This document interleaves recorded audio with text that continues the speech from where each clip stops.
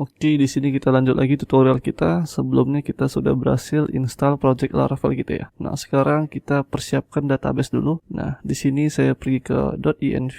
Ini passwordnya saya buat root. Untuk masalah konfigurasi menyesuaikan aja. Ini saya buat nama databasenya comment app pun boleh sih, tapi mungkin saya mau buatnya comment apa ya? Blog aja mungkin. Blog sih lebih tepatnya ya. Nah, setelah itu di sini saya buat portnya 8889. Oke, langsung saja kita buat databasenya. Nah, di sini nama database-nya sudah saya buat, namanya itu blog ya di sini. Nah, buat yang belum tahu ini saya menggunakan SQL Pro ya. Buat kalian yang menggunakan PHP bebas saja.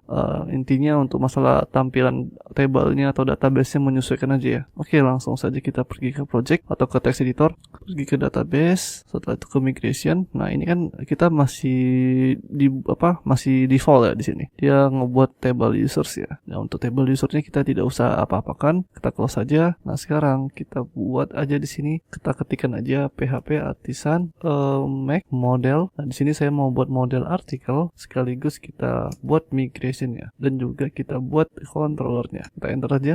Nah, sekarang kita sudah buat migrationnya dan juga modelnya. Sekarang apa aja yang dibutuhkan? Nah, di sini yang dibutuhkan itu yang pertama pastinya title.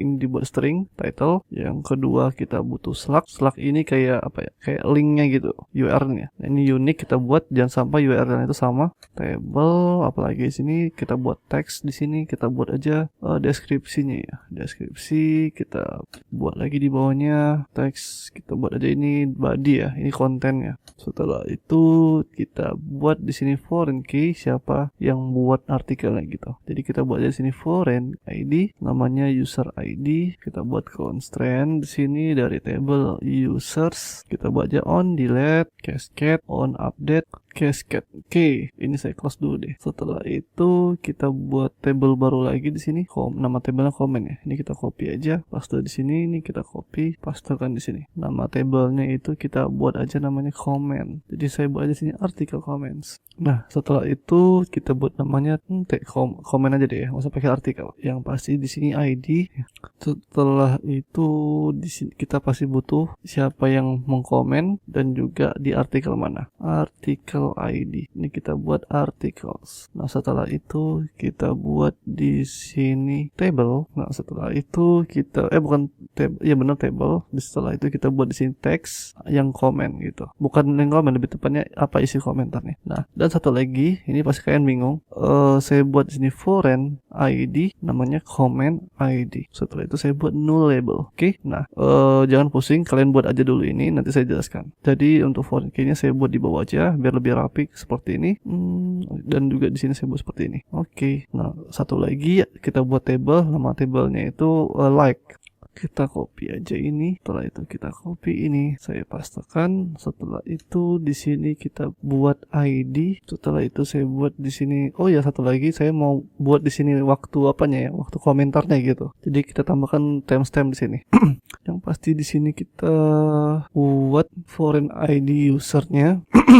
Yang pasti di sini kita buat siapa yang komen, lebih tepatnya siapa yang like. Saya buat sini nama tabelnya like. Setelah itu timestamp, jangan lupa. Setelah itu yang terakhir kita copy aja nih di komentar mana gitu ya. Comment ID saya buat di sini, saya buat di sini comments. Oke. Mungkin kalau kalian masih penasaran, oke deh saya jelaskan aja di sini. Intinya comment ID ini ketika kita komentar, setelah itu kita ingin balas komentar tersebut, yaitu di komentar ID mana gitu, ya kan? Nah, inilah fungsi dari comment ID ini gitu.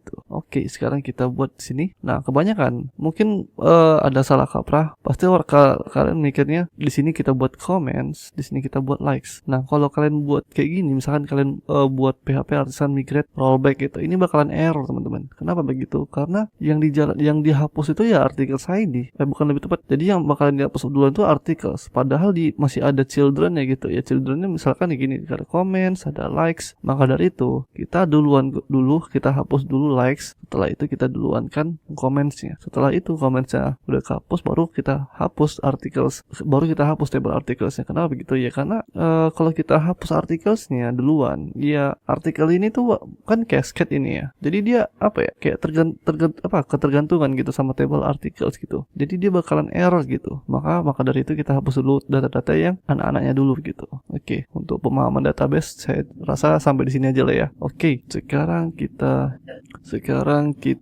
clear dulu. Sini saya ketikkan PHP Artisan Migrate, enter saja. Oke, sekarang kita cek ke database, kita refresh di sini. Nah, sekarang untuk video selanjutnya kita akan buat UI tampilan websitenya gitu. Oke, sampai jumpa di video berikutnya.